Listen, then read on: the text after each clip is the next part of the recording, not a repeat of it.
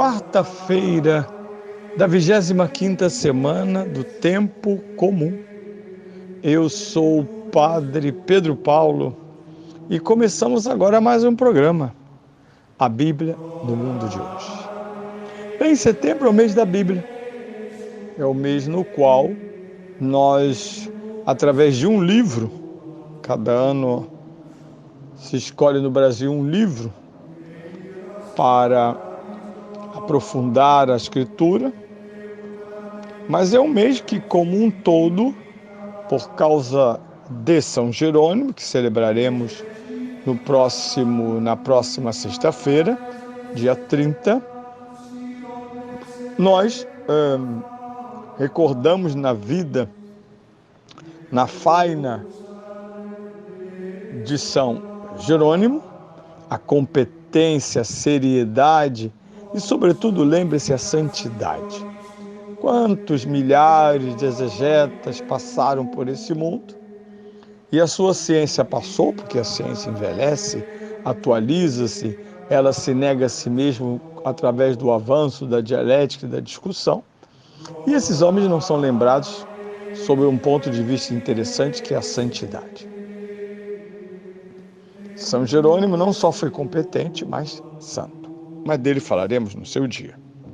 Mas por que estou dizendo isso? Porque hoje, 21 de setembro, celebra-se a memória do primeiro evangelista e o primeiro evangelho, aliás, na ordem do cânon. Não estou dizendo que o evangelho de São Mateus é o primeiro dos evangelhos, historicamente, mas estou dizendo que quando abrimos o Novo Testamento, a ordem dos livros inicia-se com o evangelho de São Mateus. E é este homem que nasceu em Cafarnaum e que os evangelhos, o próprio e outros, dizem que tinha como profissão cobrador de impostos.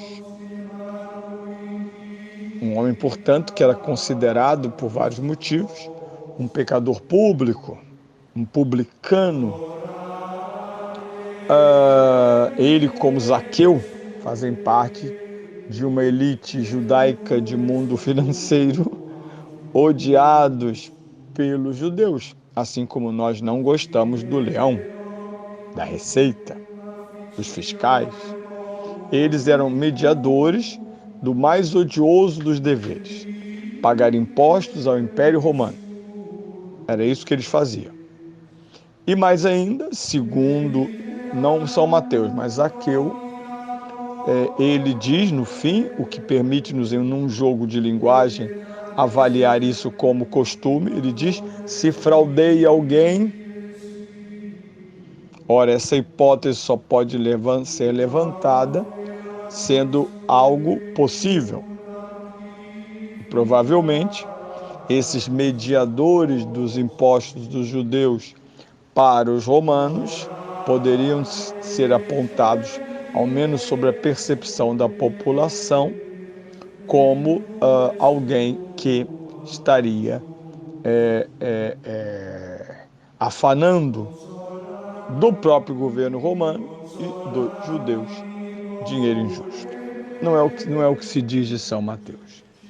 Ele, como outros apóstolos, pregará no Oriente, onde também, segundo a ata dos mártires, será martirizado. Bem, ouçamos uma homilia sobre esse dia, 21 de setembro, dia de São Mateus, proferida no 8º século depois de Cristo, por São Beda o Venerável, um sacerdote. Jesus viu, compadeceu-se dele e o chamou.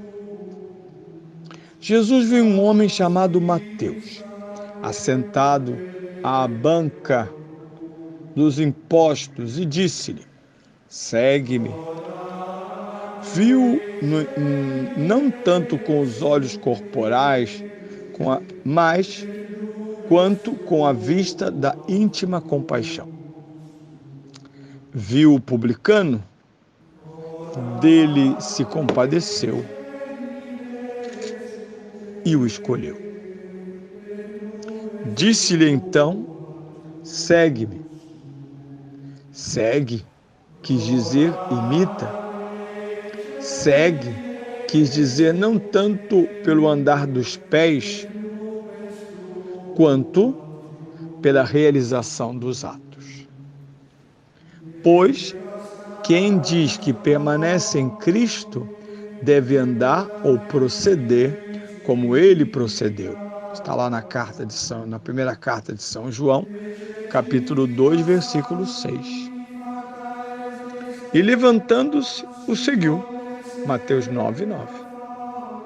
Não é de admirar que o publicano, ao primeiro chamado do Senhor, tenha abandonado os lucros terrenos de que cuidava e, desprezando a opulência, aderisse aos seguidores daquele que via não possuir riqueza alguma.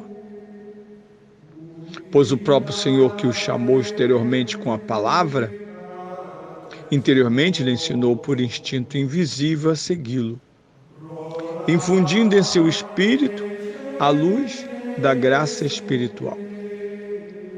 Com esta, compreenderia de que quem o afastava dos tesouros temporais podia dar-lhes nos céus os tesouros incorruptíveis. E aconteceu que, estando ele em casa, muitos publicanos e pecadores vieram e puseram-se à mesa com Jesus e seus discípulos. Mateus 9, 10.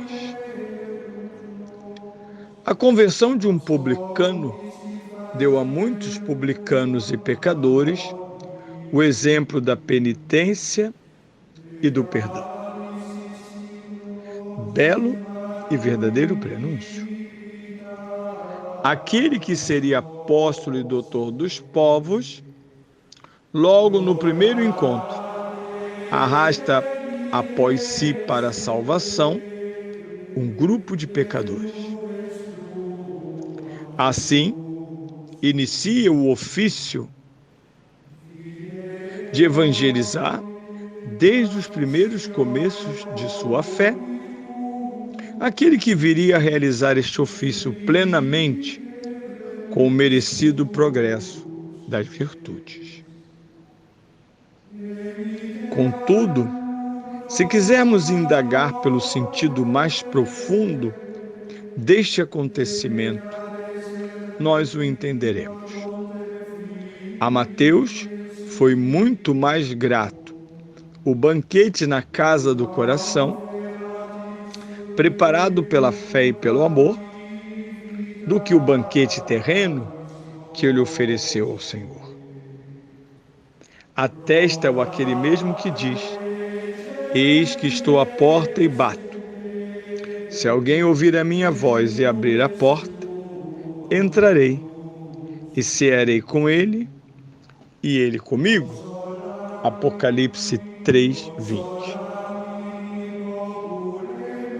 Ouvindo a sua voz, abrimos a porta para recebê-lo. Ao aceitarmos de bom grado suas advertências secretas ou evidentes e nos pormos a realizar aquilo que compreendemos como nosso dever, ele entra para que ceemos, ele conosco e nós com ele. Porque pela graça de seu amor, habita nos corações dos eleitos para alimentá-los sempre com a luz da sua presença.